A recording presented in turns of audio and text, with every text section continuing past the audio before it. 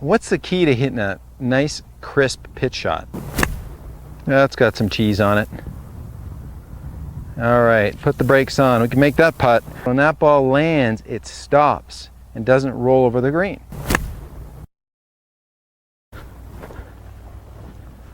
I even have a built-in cheat mechanism on this, and I'll explain it to you. You know, I've got 40 yards here between me and that pin, and I'd like to have either something that goes in the hole, that'd be nice, or at least a very makeable putt. You know, 5 feet inside, that'd be great. Do I do that all the time? Absolutely not. But, you know, hitting this shot, there's a couple things I want you to understand. First off, let's keep your golf clubs clean. You know, you don't want any debris or sediment on the face of the club. And the golf balls you play, the top line golf ball would be perfect. Very spinny, playable golf ball. What did I do to hit this shot? I'm going to hit a couple for you from this perspective. Again, I've got 40 yards. I'm going to fly this about 35 yards, and then it's going to have lots of cheese on it. And there's a really good one. But if you notice there's no real big divot there, is there? No, I'm not trying to take a divot. I am hitting down on a little bit. I've got a little bit of forward lean. And when I show you some face-on stuff, I think you'll be amazed by this. There's a crispy, a little to the right though. So let's take a forward look at that pitch shot and what I'm doing to maximize the spin so when that ball lands, it stops and doesn't roll over the green. I talk a lot about radius. Well, my mentor, George Knutson, taught me about radius and that the club doesn't actually rest on the ground. You know, when I set up to hit this shot, it may look like the club's on the ground, but reality is the club's always off the ground. I'm finding the comfortable length in my left arm and golf club. When I say that too, my right arm's not its full length. My left arm is. My right arm's pretty soft. There's a little bit of bend at the elbow.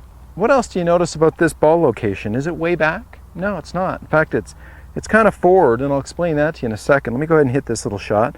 We'll play a little slow-mo of this as well.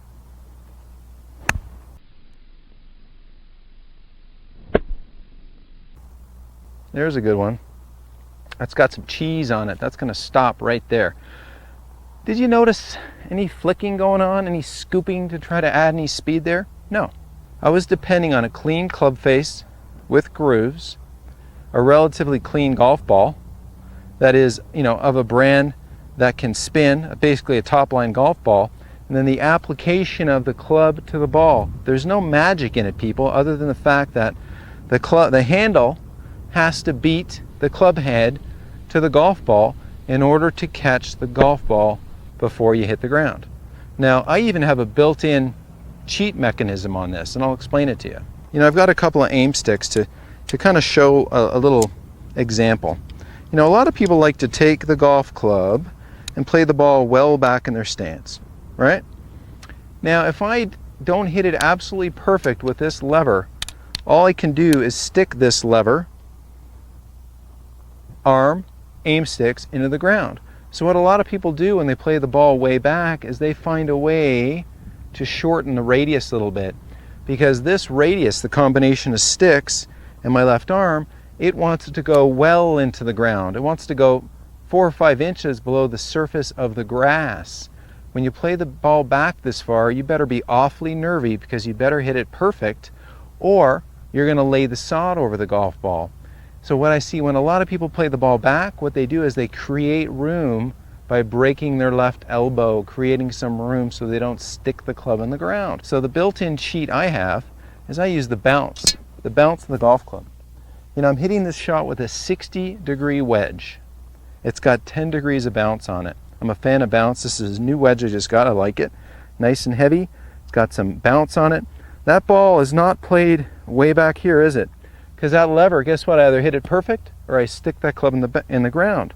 I've got this ball played forward, so I find my radius, shaft and left arm. It's pretty much in an inline condition, pretty much. And I find the radius to the top of the green stuff. Now I'm going to make my weight's pretty much my left foot. I'm going to leave it there. My head still. I'm going to sustain this radius. So I'm tapping the green stuff, sustain the radius, hold the radius. I'm holding this radius, and ladies and gentlemen out in RG world, that ball had a ton of spin on it. I'll slow it down. I'll show you how the handle's beating the club head ever so slightly. and that is just a clean strike, club face to golf ball, before we touch the earth, the big ball we're standing on. That's what spins the ball. That's got some cheese on it.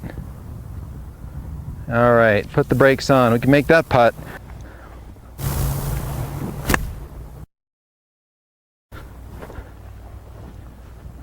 Sustain the radius. Hold the radius.